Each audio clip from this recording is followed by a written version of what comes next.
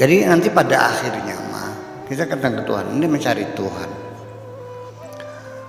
Ada orang yang masih baru akan mulai mencari Tuhan seperti saya. Ini kan baru sedang akan mulai belajar benar. Ya, ada yang sudah mulai, ada yang baru mulai, ada yang dalam perjalanan. Nanti ada namanya mubtadiin, ada sairin, ada wasilin. Ada yang baru mulai, ada yang sedang di tengah perjalanan, dan ada yang sudah nyampe. Nah, ini di ruangan ini ada nggak yang sudah wusul, sudah wasil? Belum. Patato. Iya. Nah itu, yaitu nanti kan kadar keimanannya kan berbeda-beda. Ya, nanti ada tahapan yakin, ada ainul yakin. Ada lagi hakul yakin. Ada yakin, ainul yakin, terus ilmul yakin, terus hakul yakin. Itu kan begini. Makanya bagaimanapun kalau kita masih dalam indikator-indikatornya, tetap kita masih memakai hukum indikator itu berdasarkan pembuktian. Yang melihat langsung ada enggak? Kemungkinan salah sangat terjadi. Nantinya saya akan mengatakan, semua orang yang beragama dan yakin ada Tuhan, semua orang yang tidak percaya tidak ada Tuhan, sama 50-50 kok. Orang yang ateis tidak akan bisa membuktikan secara pasti ketiadaan Tuhan. Kamu juga yang percaya ada Tuhan tidak pasti memberikan pembukti pasti benarnya ini Tuhannya bisa dibuktikan secara fisik, nggak bisa. Kembali kepada keyakinan. Nanti ujungnya semacam itu. Nah, tetapi dalam tahapan-tahapan dari yakin, ilmu yakin, ainul yakin, hakul yakin itu sendiri, dan yakin itu di atas iman ya. Alladzina yu'minuna bil ghaibi, terakhir walladzina wabil akhirati hum yuqinun. Yakin itu lebih dari iman, artinya sudah melihat sendiri. Ingin saya kasihkan satu contoh. Kalau hanya berdasarkan indikator, hanya dilalah indikator. Santri saya mengatakan kepada tamu, Pak silakan nunggu di sini, Buya lagi istirahat. Nunggu kan dari pagi sampai sore. Saya datang, Pak Kiai saya nunggu dari pagi. Kata santrinya lagi istirahat. Saya panggil santri itu, kenapa kamu suruh tunggu tamu nunggu dari pagi sampai sore? Dari mana kamu tahu sedang ada istirahat? Mobilnya ada, sendalnya ada. Ini anak santri tidak bisa disalahkan karena dia juga berargumentasi.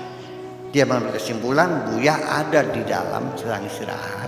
Satu, mobilnya ada karena Buya tuh selalu bawa mobil sendiri, ya kan?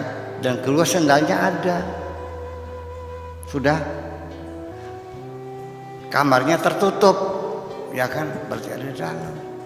Ternyata saya hari itu ngajinya di pendopo kabupaten, sehingga saya pakai sepatu, pakai celana, dan di kantor kan gitu, masa gerebat-gerebat pakai sarung, sehingga saya tidak pakai sandal, dan saya jadi datangnya dijemput. Berarti salah nggak santri bilang? Ya tidak salah juga, karena dia punya ada alasan. Nah itulah namanya keilmuan tuh, apapun alasannya bisa benar bisa salah. Ilmu fikih sekalipun namanya ilmu fikih ya tidak pasti benarnya, bisa salah bisa benar. Kenapa? Di dalam fikih ada yang mengatakan merah, ada hijau, ada halal, ada haram, ada makruh, berbeda-beda pendapat. Itu berarti itu hanya dugaan saja, dugaan yang kuat. Adzunun itu dugaan. Nah, maka oleh itu kesimpulannya bahwa pada akhirnya kita sendiri juga meyakini adanya Tuhan itu. Masih banyak orang berakidah berdasarkan indikator-indikatornya, yaitu ciptaannya. Ada langit, ada bumi, boleh saja silahkan. Ya, yakin ada Tuhan, yakin. Mana buktinya? Ada langit, ada bumi. Berarti masih ada yang menciptakan. Semakin hebat ciptanya, semakin hebat sang pencipta. Ada mobil, mobilnya mobil mobil kijang dia. Pinter kah yang bikin? Yang bikin BMW? Pinter mana? Yang bikin Mercy 600, yang bikin Lamborghini, yang bikin Bugatti, bikin Ferrari, makin hebatnya ciptaannya menunjukkan semakin hebatnya yang menciptakannya. Lebih hebat mana yang buat pesawat dengan yang buat matahari? Nah, itu kan logika. Tapi kan nggak, karena belum pernah melihat Tuhan kan. Nabi Musa juga ingin melihat, ya Allah, nongol dong. Kata Musa, Tuhan nongol dong, gue pengen lihat lo. Rabbi arini andur ilaika. Bahasa Indonesia nongol dong, gue pengen lihat lo gitu. Hari ini andur ilaika, hari ini muncullah engkau, ya perlihatkan kepadaku, andur ilaika, supaya aku bisa melihat engkau. Nggak bisa, ya malah disuruh karena maksa. Oke, kalau begitu lihat gunung, ya fanistaqarra makanahu fasaufa tarani. Musa, nggak bakal mampu kau melihat aku. Ini petunjuk dari Al-Quran. Jangan minta pengen bisa melihat Tuhan, nggak bakal bisa. Matamu dicipta tidak akan mampu melihat zat Tuhan. Iya, nggak akan mampu. Lihatlah bulan, ya lihatlah gunung. Ketika engkau melihat gunung itu tetap tidak bergerak, engkau bisa melihatnya.